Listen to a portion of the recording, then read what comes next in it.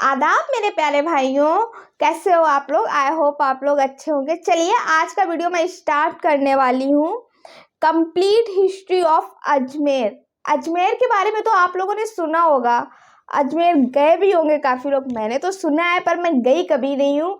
आइए अजमेर का नाम अजमेर कैसे पड़ा, अजमेर के बारे में कुछ जानते हैं, क्योंकि अजमेर का इतिहास ही पूरा जान लेते हैं ना। तो मैंने सोचा काफ़ी लोग आते जाते हैं, अजमेर शरीफ बोलते हैं, तो वहाँ पे जाते भी हैं कुछ लोग, तो काफ़ी लोगों को नॉलेज नहीं होगी। तो अजमेर की हिस्ट्री जानना बहुत ज़रूरी है।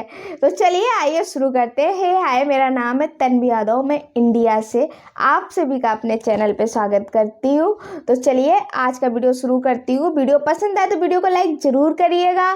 चैनल पे नए तो चैनल को सब्सक्राइब करना नहीं भूलिएगा, क्योंकि बहुत सारे भाई लोग हमारे चैनल को सब्सक्राइब नहीं करते हैं, वीडियो देख लेते हैं, नहीं अच्छा लगता मेरे भाई। तो प्लीज़ चैनल को सब्सक्राइब तो कर ही दिया करो मेरे भाई। वालेकुम सलाम भाई, सही बोला ना मैंने? दोस्तों, आज के इस वीडियो में हम आपको अजमेर शरीफ का पूरा इतिहास बताएंगे और साथ में ये भी बताएंगे कि अजमेर शरीफ जो कि एक हिंदू राजा पृथ्वीराज चौहान का गढ़ था, वहाँ एक फकीर का दरगाह कैसे बन गया। दोस्तों, अजमेर में उस वक्त एक मंदिर हुआ करता था जो अजमेर का सबसे बड़ा मंदिर था, और वो मंदिर सिर्फ राजाओं और रानियों की पूजा के लिए खास हुआ करता था। मंदिर के साथ ही एक तालाब था जिसका नाम अना सागर था। हिंदू उस तालाब के पानी को बहुत ही बरकत वाला पवित्र समझते थे। उनका मानना था कि जो इस तालाब में नहा ले उसके सारे पाप धुल जाते हैं।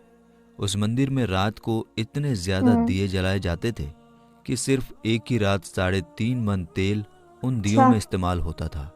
आसपास के गांव देहात मंदिर के नाम थे और इन देहातों की आमदनी मंदिर पर खर्च हुआ करती थी। मंदिर में हजारों नौकर थे जिनका काम आने वाले लोगों की सेवा और देखरेख करना था, और वो बताया करते थे कि कौन सा भगवान बेटे देता है और कौन सा देवता सेहत और तंदुरुस्ती देता है और किस मूर्ति की पूजा करने से दौलत बढ़ती है। ख्वाजा गरीब नवाज रहमतुल्लाह अलैह वहाँ आए और अना सागर के कुछ दूरी पर चटाई बिछाकर अपने मुरीदों के साथ बैठ गए। असर का वक्त था, लिहाजा आप ख्वाजा साहब ने हजरत कुतुबुद्दीन रहमतुल्लाह अलैह से आजान देने को कहा। कुफ्र व शिर्क से भरे अजमेर में अल्लाह के एक होने और हजरत मोहम्मद सल्लल्लाहु ताला अलैहि वसल्लम के रसूल होने का ये पहला ऐलान था। वहाँ रहने वाले लोग इस्लाम के बारे में कुछ भी नहीं जानते थे। चुनांचे आजान की आवाज़ सुनकर वो हैरान हुए और अपने घरों से निकलकर सब ख्वाजा गरीब नवाज और उनके मुरीदों को देखने लगे, और अना सागर के पास भीड़ लग गई। ख्वाजा गरीब नवाज और उनके मुरीदों ने अना सागर के पानी से वुजू किया और नमाज पढ़ना शुरू कर दिया। सब हिंदू हैरान रह गए। वो सोच रहे थे कि सब भगवान तो मंदिर के अंदर हैं, तो ये लोग खड़े होकर कौन से भगवान के आगे झुक रहे हैं। शाम हुई तो राजा के ऊंट जो दिन में चरने के लिए गए थे अपने चरवाहों के साथ वापस आने लगे। इत्तेफाक की बात थी कि जहां हजरत ख्वाजा गरीब नवाज बैठे थे वो जगह राजा के ऊँटों के बैठने की जगह थी।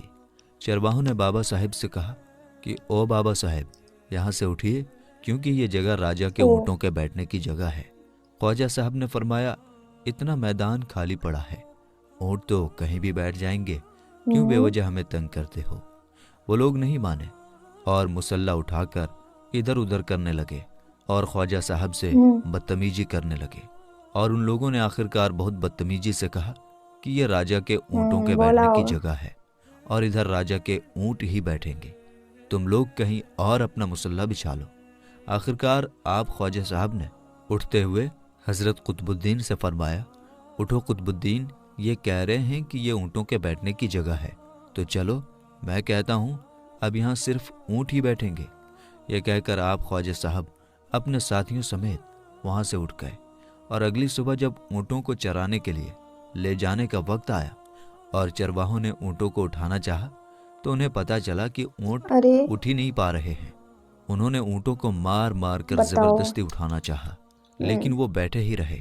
चरवाहे परेशान हो गए कि जो ऊँट उनके एक इशारे पर उठ खड़े होते थे आज क्यों नहीं उठ रहे हैं। आखिरकार उन्हें याद आया कि कल उस बाबा ने कहा था कि चलो अब यहाँ ऊँट ही बैठे रहेंगे। लोग जमा होना शुरू हो गए। कोई कह रहा था कि फकीर कोई बड़ा जादूगर है, किसी का मानना था कि वो कोई भगवान का नया अवतार है। बात राजा पृथ्वीराज चौहान तक जा पहुंची कि एक मुसाफिर फकीर ने राजा के ऊँटों पर जादू कर दिया है। राजा ने हजरत ख्वाजा मोइनुद्दीन चिश्ती को खबर भेजा कि तुम कैसे फकीर हो जो बेजुबानों को बांध रखा है, ये बेचारे भूख और प्यास से मर जाएंगे, इसलिए मेहरबानी करके अपना जादू वापस ले लो। ख्वाजा साहब ने फरमाया, हम मुसलमान हैं और मुसलमान बद्दुआ नहीं करते और ना जादू करते हैं। ऊँट जिसके हुक्म से बैठे थे उसी के हुक्म से खड़े हो जाएंगे। अब जो जाकर चरवाहों ने ऊँटों को उठाया तो पहली ही बार में उठ खड़े हो गए। गैर मुस्लिमों की दिलचस्पी इन मुसाफिरों में बढ़ने लगी। अब 5 वक्त की आज़ान होती और नमाज अदा की जाती।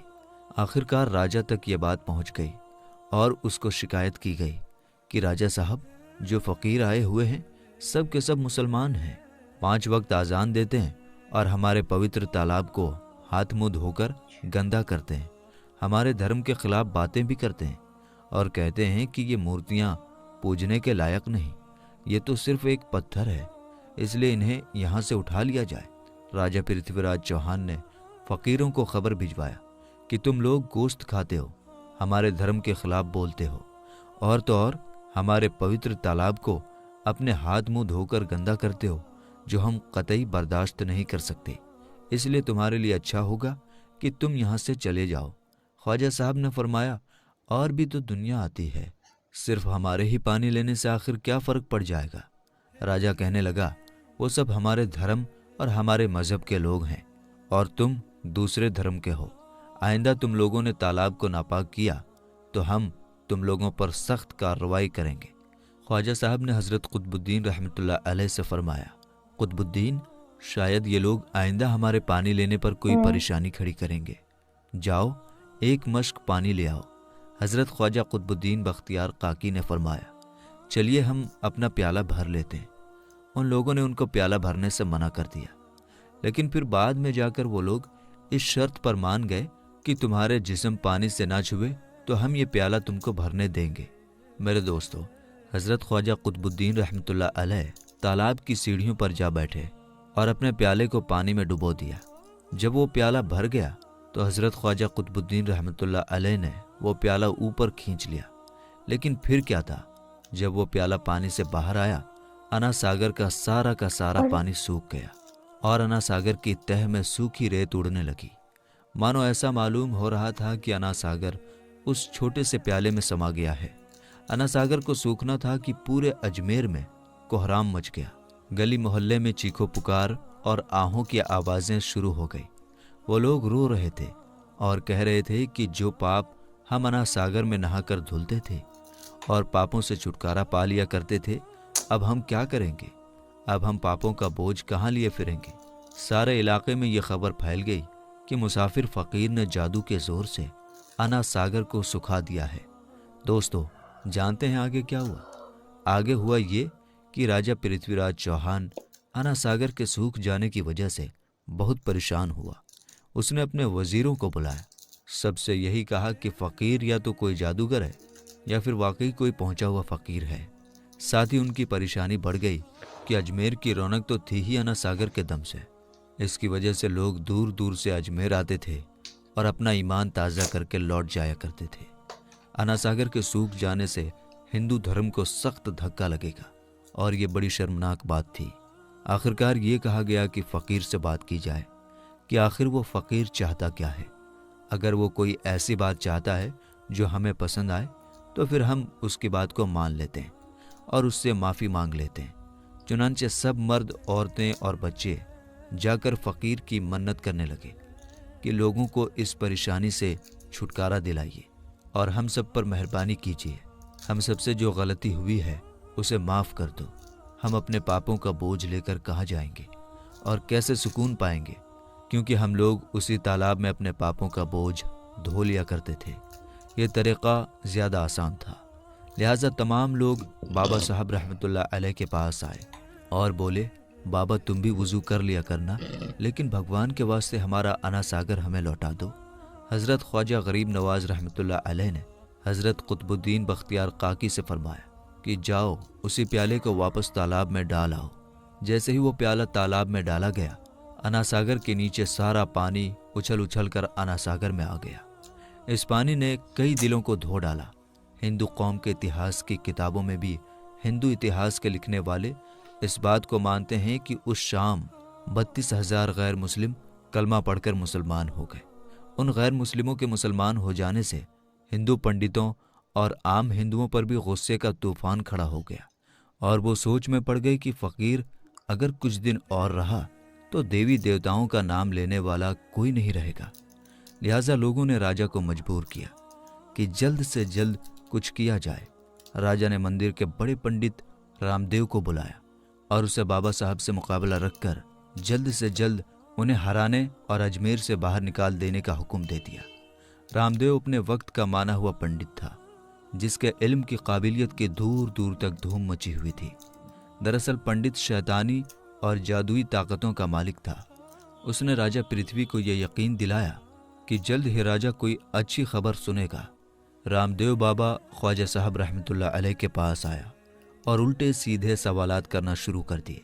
हज़रत ख्वाजा गरीब नवाज ने फरमाया, खामोशी ज़रूरी है, इसलिए हज़रत ख्वाजा रहमतुल्लाह अलैह खामोश रहे। जब रामदेव ने हद से बढ़कर शोर मचाना शुरू कर दिया तो हज़रत ख्वाजा गरीब नवाज ने उसकी तरफ आंख उठाई और मुस्कुरा कर फरमाया, रामदेव तू शोर मचा रहा है और मैं तेरे माथे पर ईमान का नूर चमकता हुआ देख रहा हूँ। बस इतना कहना था। न जाने क्या करिश्मा हुआ, देखते ही देखते बाबा रामदेव कदमों पर गिरा और रोते हुए बोला, बाबा साहब जिस धर्म के तुम हो उस धर्म में मुझे भी शामिल कर लो। सब लोग जो मुकाबला देखने आए थे सब हैरान हुए और बाबा रामदेव जो बाबा को हराने आया था खुद ही मुसलमान हो गया। इतिहास की किताबें भरी पड़ी हैं कि हज़रत ख्वाजा गरीब नवाज वो इकलौते बुजुर्ग हैं जिन्होंने 90 लाख गैर मुस्लिमों को मुसलमान किया। सदियां बीत गई लेकिन आज भी ख्वाजा गरीब नवाज का डंका बिल्कुल वैसे सही ही बात बज है। रहा है। सुभान अल्लाह। ये बात सच है भाई। अभी तक लोग अजमेर जाते हैं, पर मुझे अजमेर का इतिहास नहीं पता था भाई। मुझे ये भी नहीं पता था कि अजमेर किसी हिंदू राजा का हुआ करता था। पृथ्वीराज चौहान का तो मैंने नाम सुना था भाई, पर मुझे इतना नॉलेज नहीं था। काफ़ी लोगों को नहीं पता होगा, तो इसीलिए मैंने ये वीडियो एक बार ही देखा और मैंने कहा लाओ वीडियो लेके आती हूँ। काफ़ी लोगों को नहीं पता होता है, लेकिन ये जैसे कि अजमेर हिंदू लोग जाते बहुत है, इतना मुझे पता है। मुझे इतना नहीं पता था। लोग जाते हैं, किसी की कोई मुराद पूरी होती, किसी की कोई मुराद पूरी होती, कोई कुछ मांगने जाता है, कोई कुछ करने आता है। तो लेकिन आना जाना लोगों का बहुत लगा रहता है। क्या आप लोग कभी गए हैं अजमेर? बताइएगा ज़रूर।